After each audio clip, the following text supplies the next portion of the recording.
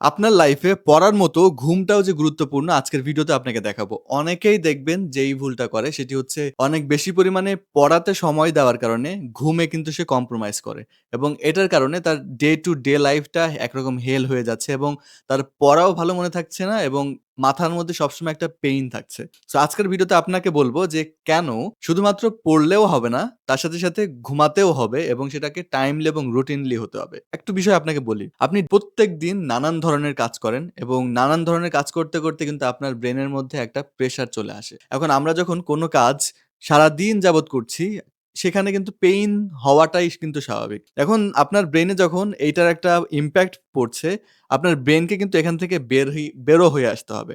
এখন বের হয়ে আসার উপায়টা কি? বের হয়ে আসার জন্যেই কিন্তু ঘুমটা কাজ করে।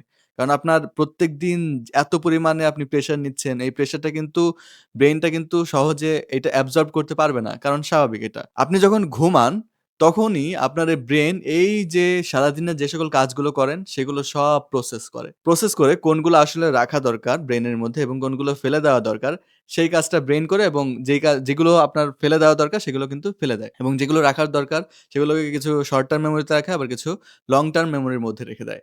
সো এই যে একটা কাজ, এটা কিন্তু আপনি যখন ঘুমাবেন না, এটার উপরে কিন্তু একটা ইমপ্যাক্ট ফেলবে।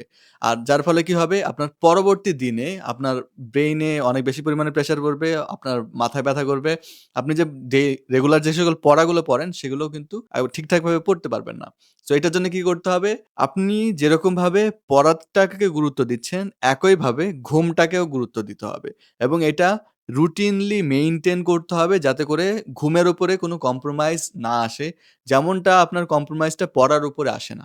কারণ হচ্ছে আপনি যদি রেগুলার রুটিন ওয়াইজ পড়েন এবং রুটিন ওয়াইজ ঘুমান, আপনার রেগুলার কাজগুলো করতে যেরকম ইজি হবে, তেমনি আপনি যখন পড়তে বসবেন, পড়ার সময় কিন্তু আপনার এই যে ঘুম, ঘুম ভাব এই জিনিসটা কিন্তু আসবে না। অবশ্যই সবসময় যেই কাজটা করবেন যখন আপনি পড়ছেন সেটার যেরকম একটা রুটিন থাকবে, ঘুমানোরও একটা রুটিন রাখবেন এবং সেই জিনিসটাকে প্রত্যেকদিন মেইনটেইন করে চলবেন। তখন দেখবেন আপনার পড়তে ভালো লাগবে, আপনি যাই পড়েন সেগুলো আপনার মুখস্থ থাকবে এবং আপনার রেগুলার কাজগুলো করতেও অনেক বেশি পরিমাণে ইজি হবে।